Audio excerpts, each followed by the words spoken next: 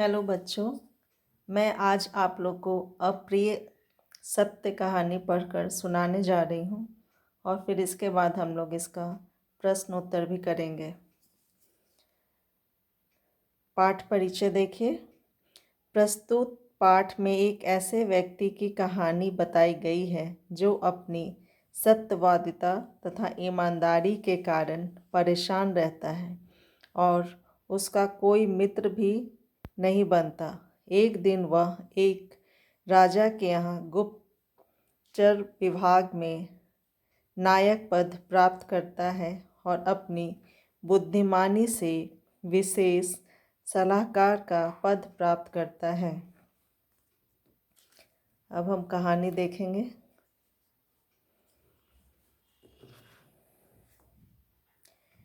राजा नरहरि के राज में एक अत्यंत बुद्धिमान युवक रहता था।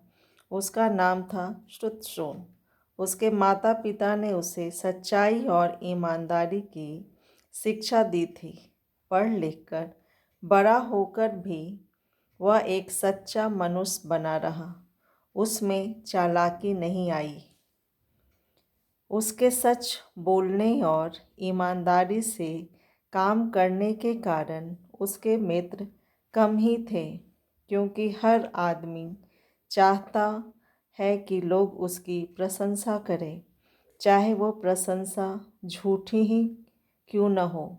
श्रुतसोम को झूठी प्रशंसा सुनने की आदत नहीं थी। ऐसी स्थिति उत्पन्न होने पर वह चुप हो जाया करता था। इसी कारण उसे काम भी बहुत कम मिलता था। श्रुतसोम के घर वाले बड़े चिंतित रहते थे। श्रुतसोम भी चिंता में तो रहता ही था। एक दिन उसने सोचा, क्यों न यहाँ के राजा से जाकर मिलूं। वो शायद मेरी योग्यता की कद्र कर सके। वह राज दरबार में पहुंचा। उसने राजा नरहरि से कहा, महाराज, मैं हर कार्य करने की उचित योग्यता रखता हूँ, पर आपके राज में मेरी कोई कद्र नहीं करता। ऐसा क्यों? राजा नरहरि ने विस्मय से पूछा। उचित कार्य करने वाले की तो राज के सभी पदों पर आवश्यकता है। महाराज, मेरी सत्यवादिता और ईमानदारी के कारण लोग नाराज हो जाते हैं। हर व्यक्ति चाहता है कि मैं उनकी झूठी प्रशंसा करूं, उसके लाभ हानि की सच्ची बात उसे न बताऊं, क्योंकि वो बातें उसे भाती नहीं। सच बोलना छोड़ दो। ऐसी ईमानदारी किस काम की जो दूसरे के मन ना भाए। राजा नरहरि ने कहा, जी अच्छा महाराज। श्रुतसोम ने कुछ क्षण सोचने के बाद कहा, क्या आप मुझे कोई काम देंगे?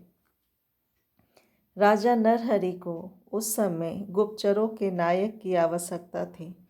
उसने उसकी परीक्षा लेकर उसे अपनी गुप्तचर सेवा में रख लिया। नरहरि का अपने मंत्री वीरसेन पर विशेष स्नेह था। वो उसके विरुद्ध कभी कोई बात सुनना पसंद नहीं करते थे, किंतु वीरसेन कपटी था। वह राज में विद्रोह करवाने के लिए प्रयत्नशील था। श्रुतसोम को शीघ्र ही वीरसेन के कारनामों की जानकारी हो गई, किंतु उसने यह सूचना राजा नरहरि को नहीं दी। वह उसके सामने सदैव वीरसेन की तारीफ किया करता था। वह वीरसेन को राष्ट्रभक्त और राज्य का शुभचिंतक बताता था। श्रुतसोम के गुप्तचर बनने के 3 महीने बाद वीरसेन ने विद्रोह कर दिया। उसने राजमहल पर कब्जा कर लिया। राजा नरहरि गुस्से से आग बबूला हो उठे, परंतु वो कुछ कर पाने में असमर्थ थे। उसी समय राजा के सेनापति ने विशाल सेना लेकर महल पर चढ़ाई कर दी और मंत्री वीरसेन को गिरफ्तार कर लिया। वीरसेन का साथ देने वाले सैनिक भी उसके विरोधी हो गए। राजा नरहरि ने वीरसेन को अगले दिन दरबार में उपस्थित करने के लिए कहा और श्रुतसोम को बुलवाया। श्रुतसोम ने आकर राजा का अभिवादन किया। राजा ने क्रोधित स्वर में कहा, मैंने तुम्हें अपने विशेष गुप्तचर दल का नायक बनाया था। तुम्हें इस प्रयत्न की जानकारी क्यों नहीं हुई? मुझे सारी जानकारी थी महाराज, श्रुतसोम ने कहा। मेरे पास प्रमाण भी थे कि मंत्री वीरसेन राजद्रोही है। यह सुनकर राजा के गुस्से की आग में मानो घी पड़ गया। वो चिल्लाए, फिर तुमने मुझे बताया क्यों नहीं? श्रुतसोम ने कहा, महाराज, मैंने इसलिए नहीं बताया क्योंकि इसी सच बोलने के कारण मुझे प्रत्येक स्थान पर लोगों की नाराज़गी का सामना करना पड़ा। आपने भी तो कहा था कि ऐसी सच्चाई और ईमानदारी किस काम की जो दूसरे को अप्रिय लगे। मेरा सच आपको भी अप्रिय लगता क्योंकि वीरसेन आपके विश्वास पात्र थे। आप नाराज़ हो जाते, नाराज़ होकर मेरा सर भी कलम करवा सकते थे। राजा ने विचार किया। श्रुतसोम ठीक कह रहा था। यदि वह वीरसेन के विरुद्ध कुछ कहता भी तो शायद वो सुनते नहीं और उसे ही सजा देते। श्रुतसोम ने कहा, महाराज, सत्य कभी भी मनुष्य की इच्छाओं के अनुसार नहीं होता, इसलिए वह अक्सर अप्रिय ही होता है। इस संसार में सत्य बोलने वाले बहुत हैं, पर उसे सुनने वाला बहुत कम है।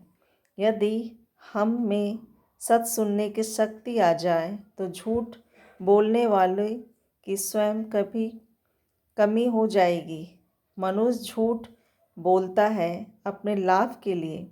जब उसे सुनने वाला नहीं सुनेगा तो वह झूठ बोलेगा ही क्यों? सेनापति ने कहा, महाराज, श्रुतसोम ने अपने कर्तव्य का पालन उचित प्रकार से किया है। वीरसेन के विरुद्ध सारी सूचनाएं और प्रमाण उन्होंने मुझे पहले ही दे दिए थे। इन्हीं की सूचनाओं के आधार पर मैंने उचित समय पर कार्यवाही की, अन्यथा वीरसेन सफल हो जाता। राजा नरहरि लज्जित हो उठे। उन्होंने श्रुतसोम की सत्यवादिता पर प्रसन्न होकर उसे अपना विशेष सलाहकार नियुक्त कर लिया। अभी हम लोगों ने अप्रिय सत्य कहानी पढ़ी और अब हम इसका क्वेश्चन आंसर देखेंगे। पहला है, रिक्त स्थानों की पूर्ति कीजिए। हर आदमी चाहता है कि लोग उसकी प्रशंसा करें। यहाँ पे प्रशंसा लिखिए। के घर वाले बड़े चिंतित थे। किसके घर वाले बहुत चिंतित थे? तो श्रुतसोम के। आगे है, वीरसेन आपके विश्वास पात्र थे। यहाँ पे विश्वास पात्र लिखेंगे। मेरी सत्यवादिता और ईमानदारी के कारण लोग नाराज हो जाते हैं। यहाँ पे सत्यवादिता और ईमानदारी भरेंगे। मनुष्य झूठ बोलता है अपने लाभ के लिए।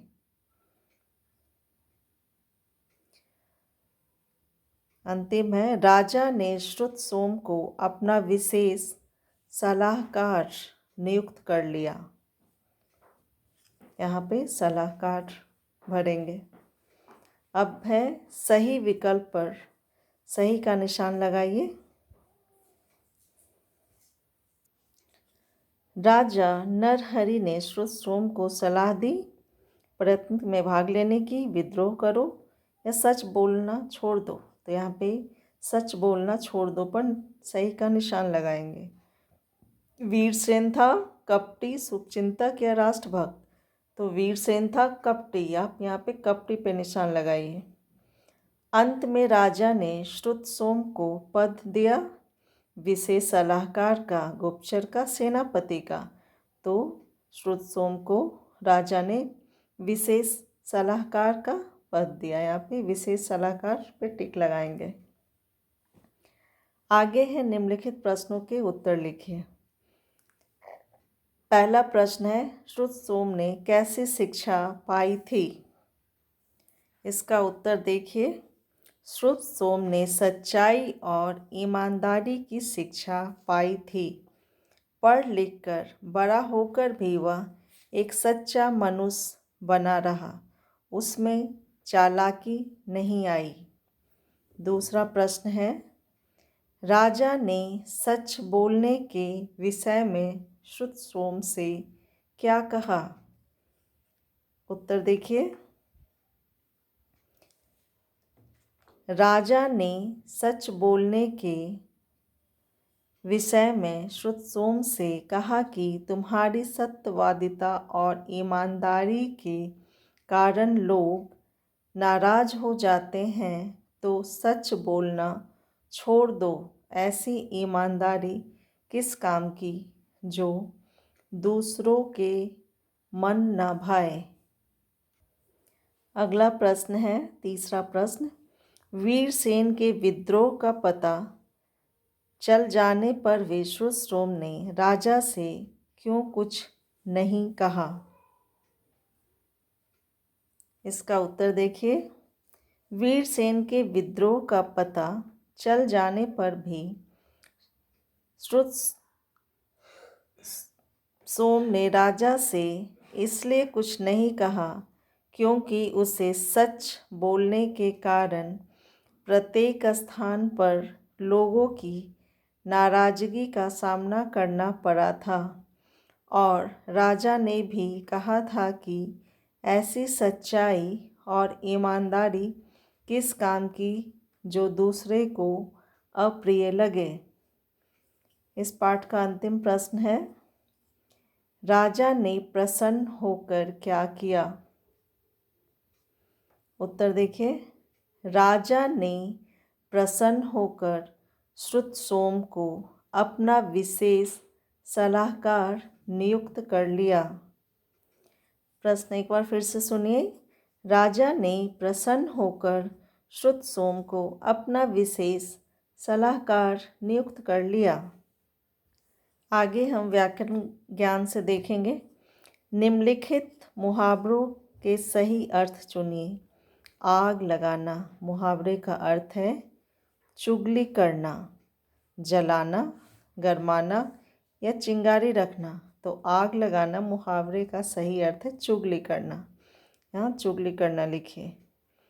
आग बबूला होना का अर्थ होता है बहुत क्रोधित होना। आग बबूला होना का अर्थ है बहुत क्रोधित होना। आगे देखिए, कर्म के आधार पर क्रिया के दो भेद हैं, सक्रमक और अक्रमक। तो सक्रमक जिसके साथ कर्म जुड़ा हो, जिसके साथ कर्म जुड़ा हो उसे सक्रमक कहते हैं। जिसके साथ कर्म जुड़ा होता है उसको सक्रमक क्रिया कहते हैं। जैसे मंत्री ने सेनापति को गिरफ्तार कर लिया। और दूसरा है आक्रामक क्रिया, जिसके साथ कर्म की चर्चा ना हो। आक्रामक क्रिया में कर्म की चर्चा नहीं होती है, जैसे सेनापति ने चढ़ाई कर दी। आज आप लोग का अप्रिय सत्य कहानी और उसका प्रश्न उत्तर हो गया। उम्मीद करती हूँ कि समझ आ गया होगा और आप लोगों ने प्रश्न उत्तर भी लिख लिया होगा। Thank you.